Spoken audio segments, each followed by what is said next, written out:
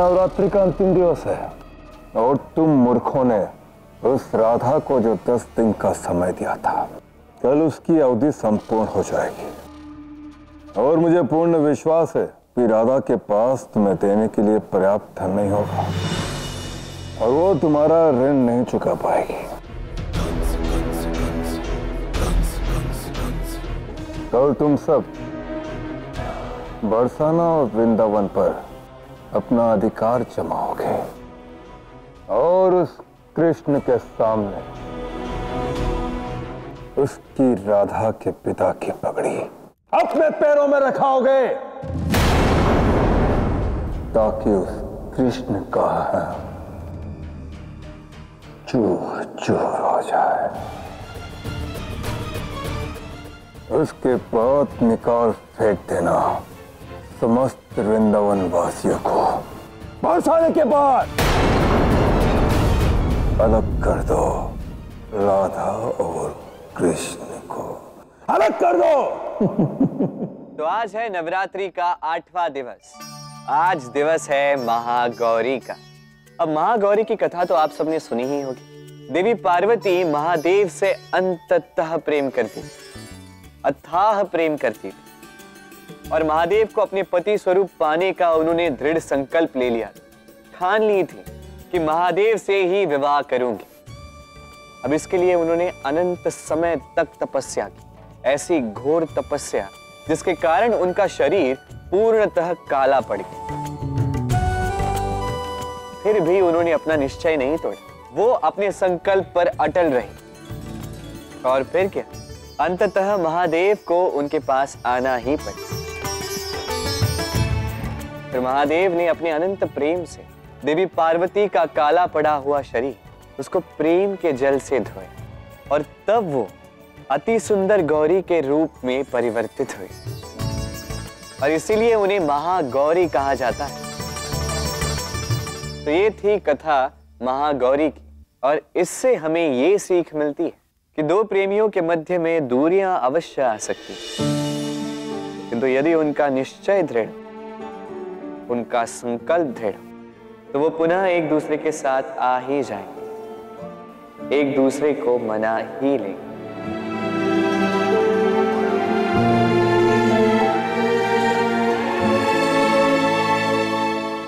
तो बोलो माता महागौरी की जय, बोलो माता महागौरी की जय।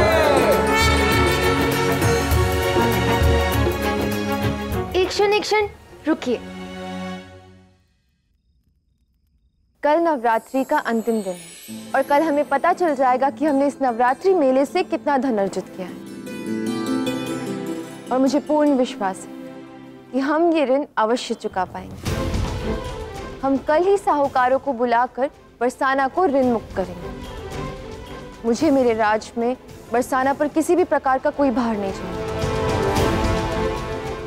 मैंने आप सबको वचन दिया था कि मैं सब ठीक कर दूंगी और कल मेरा वचन पूर्ण होगा। कल से बरसाना ऋण मुक्त होगा। राधा रानी की, राधा रानी की, राधा रानी की। नहीं राधा, चाहे कुछ भी हो जाए,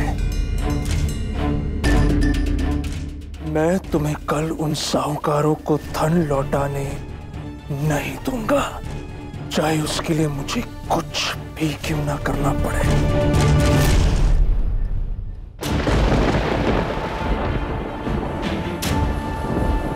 कान्हा, तुम यहाँ क्या कर रहे हो? वहां पूजा में सभी तुम्हारी प्रतीक्षा कर रहे हैं, चलो।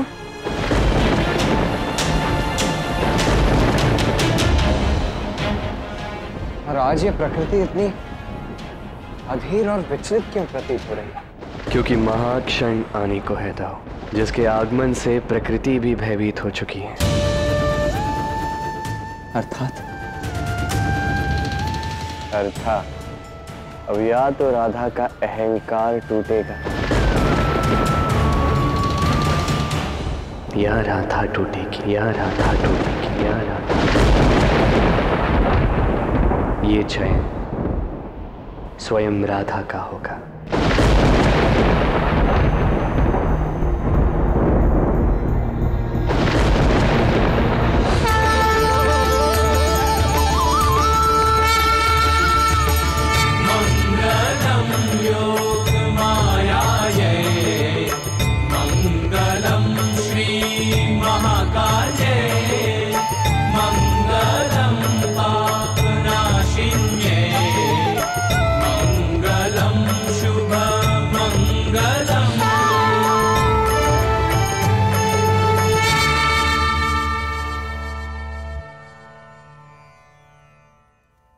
माँ दुर्गा की नवी शक्ति का नाम है सिद्धिदात्री।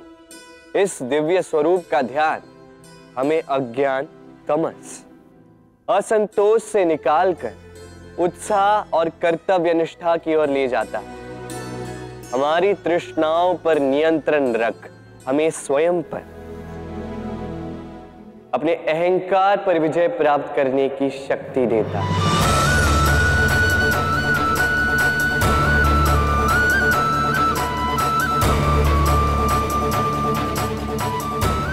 तो बोलो मां सिद्धिदात्री की, बोलो मां सिद्धिदात्री की।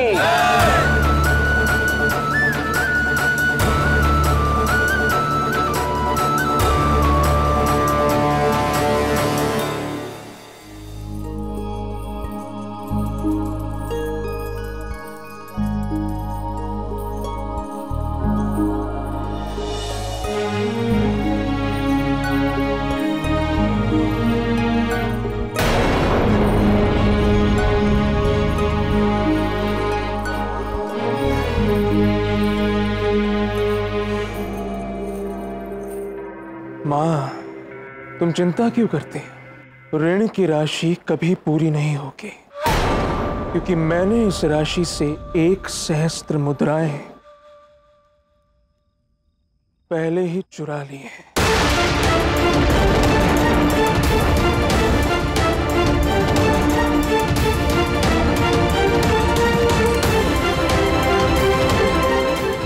राधा, इन मुद्राओं में तो 1 सहस्त्र मुद्राएं कम है।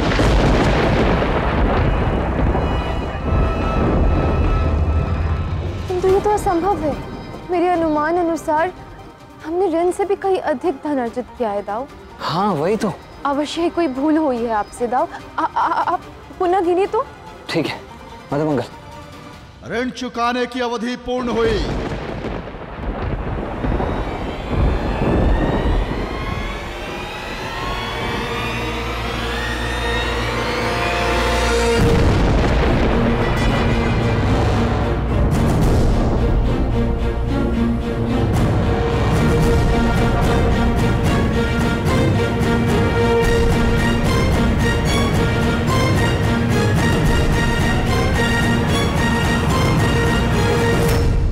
आशा है कि हमारा धन सज्ज होगा।